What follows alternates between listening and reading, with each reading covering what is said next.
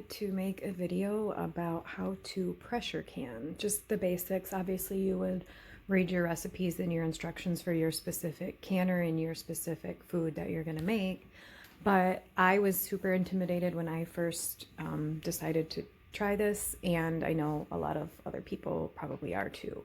What you do is you start by putting 2 inches of water in your canner.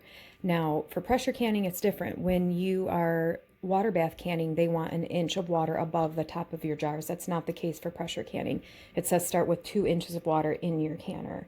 Then you put your jars in, turn your heat on to low to medium just to get the water warmed up and steaming. You want it about 180 degrees. You don't want it boiling hot, because when you take the jars out and you set them on your cold counter to fill them, there could be some temperature shock. So don't have the water boiling until you've added your food to your jars and put your jars back in your canner. So the key to when you're filling your jars, you want to do 1 jar at a time, fill it, and then put it back in the canner. Don't take all your jars out and fill them all and put them back in the canner, because your hot liquid will start to cool off too much. So this is, you want about no more than 50% solids to your liquids. So you just got to kind of eyeball it. I have seen people make videos where they will layer all their ingredients, like they'll take their hot cooked beans and put those in the bottom, and then they'll add their hot cooked chicken and put those in the bottom, and then they add the broth, because they want to visually see that the mixture is even, like they're getting an even amount of beans to even amount of chicken. And you really are not supposed to do that according to the what's National Center for Home Food Preservation Safety Guidelines, because when you're layering it, you're getting all your heavy beans at the very bottom, and then you're getting all of your lighter, celery or whatever at the top, and it might not cook and the heat might not circulate evenly. So once I feel like I've got about 50% of my solids in there, I will just top off with liquid. This recipe is 1 inch of headspace at the top, which I found typically seems to be about to that bottom ring on the jar lid threads. So I'm going to do that, and then we can always measure just to make sure. This top step on my thing is 1 inch, and we are right there. So just when you're filling them, kind of use this as your guideline. That's 1 inch.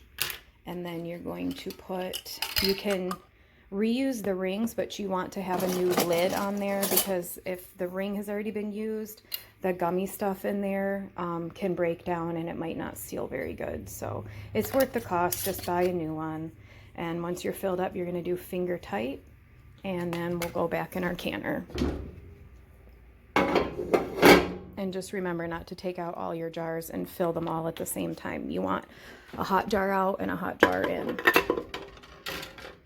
Canner, there's a little arrow here and a line on the bottom, and I just line those up, and that will lock these little hooks onto the handles. And then I go each side opposite, 12 o'clock and then 6 o'clock.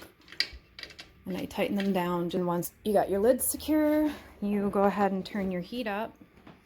And this is the time that you want your water in your canner to start boiling. And it says when the steam is venting out of here vigorously, you want to let that steam vent for 10 minutes. And then you put your weight on and we start our canning process. And I'll show you that when we get to that point. Okay, so it's hard to see on camera, but you can definitely hear the hissing. But once your vent pipe there is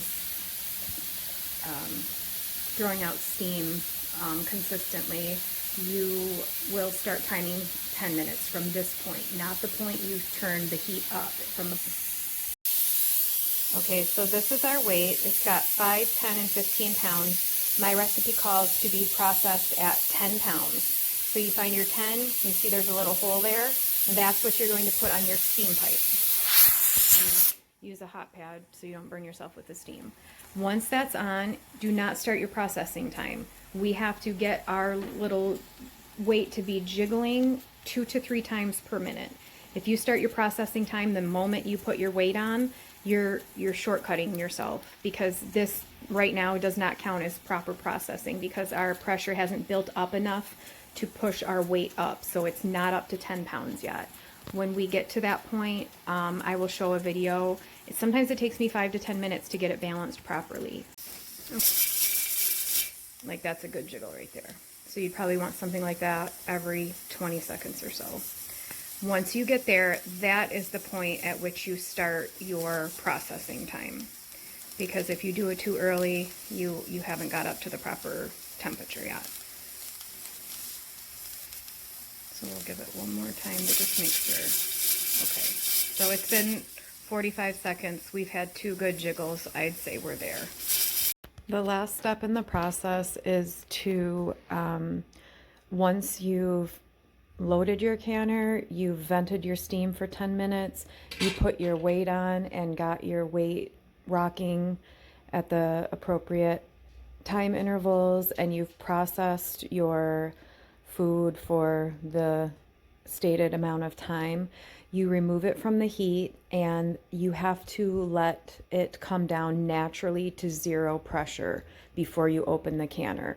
Don't take the weight off, don't undo anything, just let it sit for a couple hours at least to come down to 0 pressure.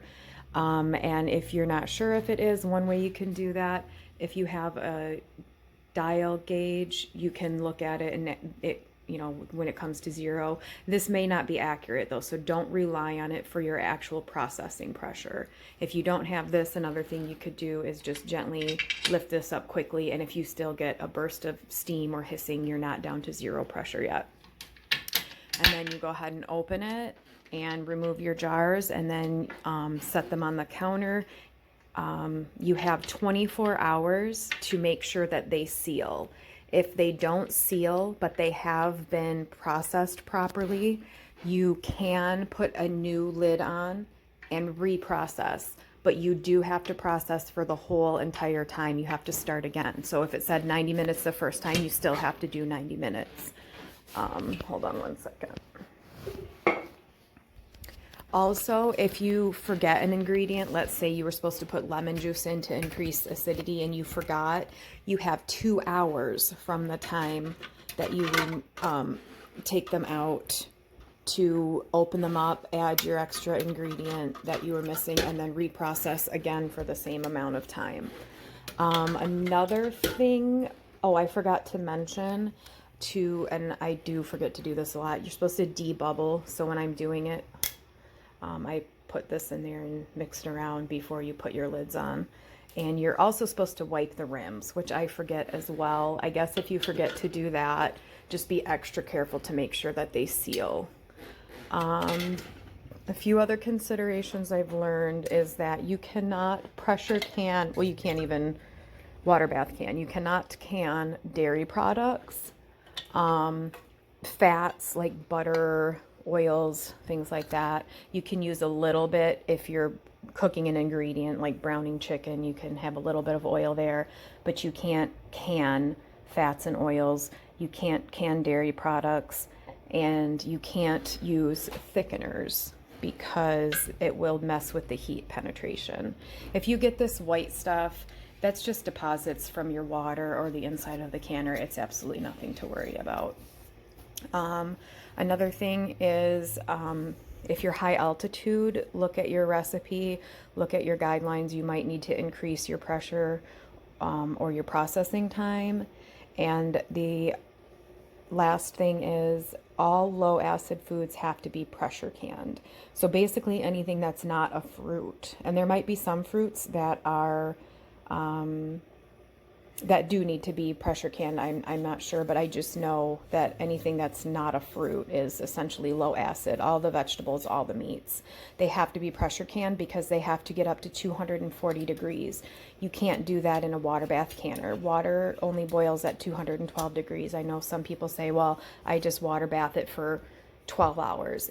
That's not going to work. You're never going to get, you could boil water for 3 days and it's not going to get to 240 degrees if it's not under pressure. So just follow, you know, the guidelines, read your recipes, read your instructions. And if you're not sure, join a group and ask, because I didn't know a lot of this stuff when I started. and I kind of fumbled through it and made a lot of mistakes in the beginning and processed food that I wasn't able to eat because I found out after the fact I hadn't done it right. So that's the basics. I hope this is helpful. Penny would like to give the disclaimer that this is not an exhaustive list of every safe canning guideline. The things that I've talked about were things that I've learned from the USDA pressure canning guidelines and the National Center for Home Food Preservation. I'll put some links in the description to those websites, but just be aware that there are a million different ways people are out there doing stuff. Some follow the guidelines, some say that they don't because, you know, they haven't died yet. That's perfectly fine. You can do whatever you want. This is what I've learned, and this is the way that I do it because I don't want to get sick or make people sick, so I try to do it to the highest standard possible.